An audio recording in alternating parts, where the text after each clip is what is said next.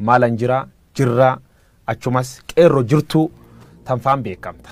Maqaan sunan miidiyaa hawaasa gubbaa jijjiirame qeerroo jirturraa garfeerroo bittu. Inni garuu yoo hidhamellee nan hidhama. Meeqa barbaadaa naan jedhe amma dandeessu ispoonsara na godhin jedheen. Acaaluu hundeessaa birri miiliyoona 20 mootummaan Dr. Abiy Ahmad yookaan paartiin biltsiginnaa kennitee fi qeerroo jirtu jedhe malee feerroo bittu hin jenne. Lafallee manallee dhuu qabaachuu dubbatan. Mana dhuu qabdaadhaan Acaaluu mana gam qaba. Biltsiginnaani gadi baanii Acaaluu binnee turre. Agriimantii akkasii waliin qabna. Akka inni afaaniin hin dubbanne kana goone irra jedhanii gadaa baanii dubbatan. Madaraka irratti gize seentuuf gize buutu maaltu se qunname. Yoon illee badii qabaadhe naa of kalchan. Awwallaala nama barannillee nama barnootaan fagoon deemu. Fuulduraaf namooti shakkii qaban. Immormati. Ati na basaasta jechuudha. Simbasaas dhugamuudhaan tan callaa oni naa. Shimallis ofitti naqabee erga gootee bagatti cabsite naan jedhe. Maqalee marii maqalee akka kompiliitiin hin fudhanne dubbattee turte. Wanni sun ammoo har'allee hin fudhanne. Acaaluu Oromoo saata amma bilisoome gabaabsinaa deebis. Fardi siidaa dabalee sun farda mililik irra taa'ee kunoo amma suura ka'e san. Farda hatame beetta. Madaraka irra cabsitee waan akkasii sun live irra dabarsu keeteef riskii sun fudhattee jirtu. Riskii sun itti gaabbitaaf. Akkamittiin caalee akkamittiin gurbaana dhaga'uu diddaa'edha. Caalii sanyii dhiiraa caalii sanyii guddaa kan dur lammiin kee ajjeesee dibatee tufeen arraabne gafarsaan gaditti saawwaatti lakkaa'e yeroo yoo argatu raadiyoon sii waadee qawween sii akaa'e ammam lammii keetiin walii galtee diddee mana gumaalitti almahaa. Naannoo jiran keessa naannoo namni keessa du'u jiru kan namni baay'inaan keessatti dhabuu jiru Oromoo. Oromoo irratti dhukaasuu arguurra caala. Du'a wayya beetta warri obbaafate warri du'e kun obbaafate. Farda badii Acaaluu wanni farda waan fardaa soqtachi keessa waarke. Namicha nami hattuu. Maalanjira jirraa amma immoo ees jirti sirbeer qopheesse obba'uu jiraa jedhan.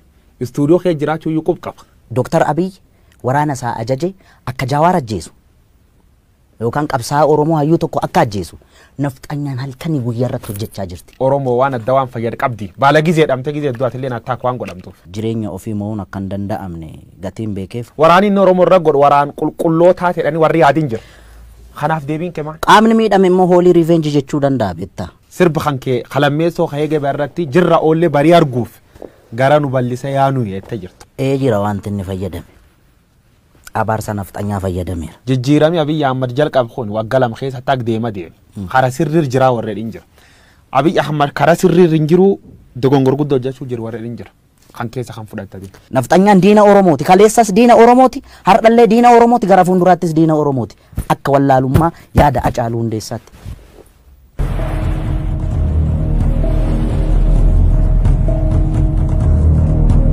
Maalanjira jirraa achumas qeerroo jirtu tanfaan beekamta. Maqaan sunan miidiyaa hawaasa gubbaa jijjiirame qeerroo jirturraa garfeerroo bittu. Inni garuu yoo hidhamellee nan hidhama. Meeqa barbaadaa naan jedhe amma dandeessu ispoonsara na godhin jedheen. Acaaluu hundeessaa birri miiliyoona 20 mootummaan Dr. Abiy Ahmad yookaan paartiin biltsiginnaa kennitee fi qeerroo jirtu jedhe malee feerroo bittu hin jenne. Lafallee manallee dhuu qabaachuu dubbatan. Mana dhuu qabdaadhaan Acaaluu mana gam qaba. Biltsiginnaani gadi baanii Acaaluu binnee turre. Agriimantii akkasii waliin qabna. Akka inni afaaniin hin dubbanne kana goone irra jedhanii gadaa baanii dubbatan. Madaraka irratti gize seentuuf gize buutu maaltu se qunname. Yoon illee badii qabaadhe naa of kalchan. Awwallaala nama barannillee nama barnootaan fagoon deemu. Fuulduraaf namooti shakkii qaban. Immormati. Ati na basaasta jechuudha.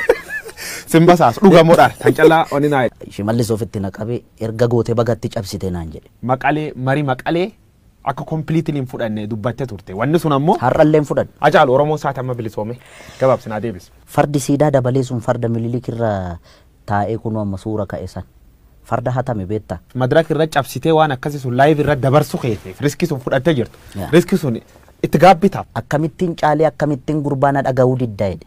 Caalii sanyii dhiiraa caalii sanyii guddaa kan dur lammiin kee ajjeesee dibatee tufeen arraabne gafarsaan gaditti saawwaatti lakkaa'e yeroo yoo argatu raadiyoon sii waadee qawween sii akaa'e ammam lammii keetiin walii galtee diddee mana gumaalitti almahaa. Naannoo jiran keessa naannoo namni keessa du'u jiru kan namni baay'inaan keessatti dhabuu jiru Oromoo. Oromoo irratti dhukaasuu arguurra caala. Du'a wayya beetta warri obbaafate warri du'e kun obbaafate. Farda badii Acaaluu wanni farda waan fardaa soqtachi keessa waarke. Namicha nami hattuu. Maalanjira jirraa amma immoo ees jirti sirbeer qopheesse obba'uu jiraa jedhan.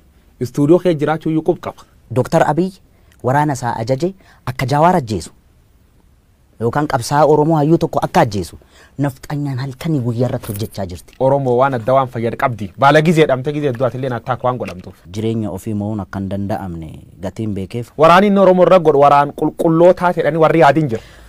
Kanaaf deebiin kee maal? Qaamni miidhame immoo hoolii revenge jechuu danda'a beektaa. Sirba kan kee qalammeessoo ka'ee gabaa irratti jirra oollee barii arguuf gara nu bal'isa yaanu jettee jirtu. Jira wanti inni fayyadame. Abaarsa nafxanyaa fayyadameera. Jijjiirami Abiyyi Ahmad jalqab kun waggaa lama keessa taak deema deeme. Kara sirriir jira warreen hin jira. Abiyyi Ahmad kara sirriir hin jiru dogongor guddoo hojjechuu jiru warreen hin jira. Kan keessa kan fudhattate. Nafxanyaan diina Oromooti. Kaleessas diina Oromooti. Hardhallee diina Oromooti. Gara fuulduraattis diina Oromooti. Akka wallaalummaa yaada Acaaluu hundeessaatti.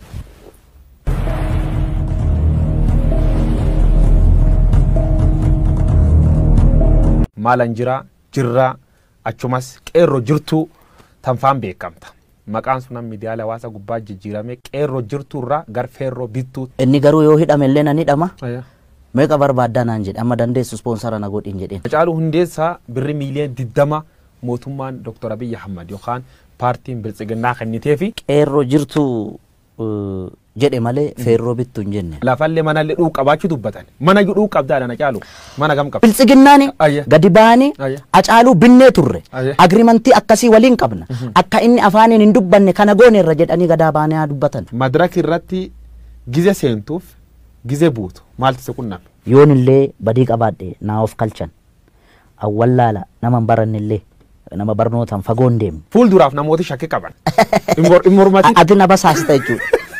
Simbasaas dhugamuudhaan tan callaa oni naa jedhe. Shimallis ofitti naqabee erga gootee bagatti cabsite naan jedhe. Maqalee marii maqalee akka kompiliitiin hin fudhanne dubbattee turte. Wanni sun ammoo har'allee hin fudhanne. Acaaluu Oromoo isaati amma bilisoome gabaabsinaa deebis. Fardi siidaa dabalee sun farda mililik irra taa'ee kunoo amma suura ka'e san. Farda hatame beektaa. Madaraka irra cabsitee waan akkasii sun laayiv irra dabarsu keeteef riskii sun fudhattee jirtu. Riskii sun itti gaabbitaaf. Akkamittiin caalee akkamittiin gurbaana dhaga'uu diddaa jedhe. Caalii sanyii dhiiraa caalii sanyii guddaa kan dur lammiin kee ajjeesee dibatee tufeen arraabne gafarsaan gaditti saawwaatti lakkaa'e yeroo yoo argatu raadiyoon sii waadee qawween sii akaa'e ammam lammii keetiin walii galtee diddee mana gumaalitti almahaa. Naannoo jiran keessa naannoo namni keessa du'u jiru kan namni baay'inaan keessatti dhabuu jiru Oromoo. Oromoo irratti dhukaasuu arguu irra caala. Du'a wayya beekta warri obbaafate warri du'e kun obbaafate. Farda badii Acaaluu wanni farda waan fardaa soqtachi keessa waa arge. Namicha nami hattuu. Maalan jirra amma immoo ees jirti sirbeer qopheesse obba'uu jira jedhan.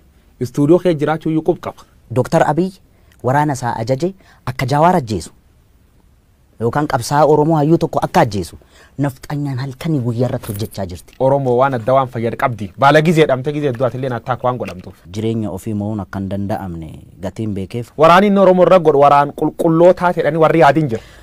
Kanaaf deebiin kee maal? Qaamni miidhame immoo hoolii revenge jechuu danda'a beektaa. Sirba kan kee qalammeessoo ka'ee gabaa irratti jirra oollee barii arguuf gara nu bal'isa yaanu jettee jirtu. Jira wanti inni fayyadame. Abaarsa nafxanyaa fayyadameera. Jijjiirami Abiyyi Ahmad jalqab kun waggaa lama keessa taak deema deeme. Kara sirriir jira warreen hin jira. Abiyyi Ahmad kara sirriir hin jiru dogongor guddoo hojjechuu jiru warreen hin jira. Kan keessa kan fudhattate. Nafxanyaan diina Oromooti. Kaleessas diina Oromooti. Hardhallee diina Oromooti. Gara fuulduraattis diina Oromooti. Akka wallaalummaa yaada Acaaluu hundeessaatti.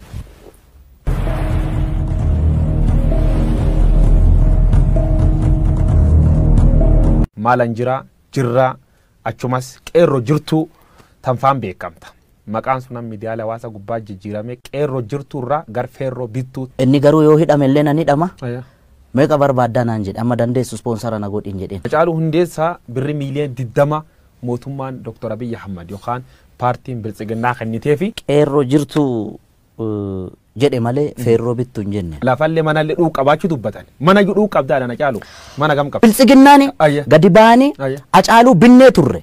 Agriimantii akkasii waliin qabna. Akka inni afaaniin hin dubbanne kana goone irra jedhanii gadaa baanii dubbatan. Madaraka irratti gize seentuuf gize buutu maaltu se qunname. Yoon illee badii qabaadhe naa of kalchan. Awwallaala nama baranne illee nama barnootaan fagoon deemne. Fuulduraaf namooti shakkii qaban. Immormati. Ati na basaasta jechuudha. Simbasaas dhugamuudhaan tan callaa oni naa jedhe. Shimallis ofitti naqabee erga gootee bagatti cabsite naan jedhe. Maqalee marii maqalee akka kompiliitiin hin fudhanne dubbattee turte. Wanni sun ammoo har'allee hin fudhanne. Acaaluu Oromoo isaati amma bilisoome gabaabsinaa deebis. Fardi siidaa dabalee sun farda mililik irra taa'ee kunoo amma suura ka'e san. farda hatame beetta. Madarak irra cabsitee waan akkasii sun live irra dabarsu keete riskii sun fudhattee jirtu. Riskii sun itti gaabbitaaf. Akkamittiin caalii akkamittiin gurbaana dhaga'uu diddaa jedhe. Caalii sanyii dhiiraa caalii sanyii guddaa. Kan dur lammiin kee ajjeesee dibatee tufeen arraabne gafarsaan gaditti saawwaatti lakkaa'e yeroo yoo argatu raadiyoon sii waadee qawween sii akaa'e ammam lammii keetiin walii galtee diddee mana gumaalitti almahaa. Naannoo jiran keessa naannoo namni keessa du'u jiru kan namni baay'inaan keessatti dhabuu jiru Oromoo. Oromoo irratti dhukaasuu arguurra caala.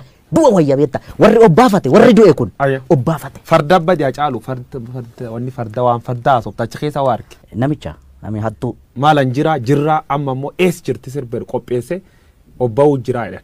Istuudiyoo kee jiraachuu iyyuu qaba.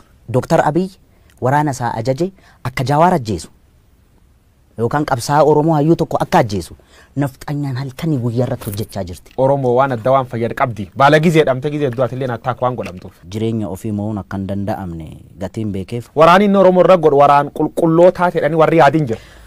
Kanaaf deebiin kee maal? Qaamni miidhame immoo hoolii riveenji jechuu danda'a beektaa. Sirba kan kee qalammeessoo ka'ee gabaa irratti jirra oollee barii arguuf. Gara nu bal'isee yaanu yettee jirtu. Jira wanti inni fayyadame. Abaarsa nafxanyaa fayyadameera. Jijjiirami Abiy Ahmad jalqab kun waggaa lama keessa taak deema deemi. Kara sirriir jira warreen hin jira. Abiy Ahmad kara sirriir hin jiru dogongor guddoo hojjechuu jiru warreen hin jira. Kan keessa kan fudhatanii. Nafxanyaan diina Oromooti. Kaleessas diina Oromooti. Hardhallee diina Oromooti. Gara fuulduraattis diina Oromooti. Akka wallaalummaa yaada Acaaluu Hundeessaatti.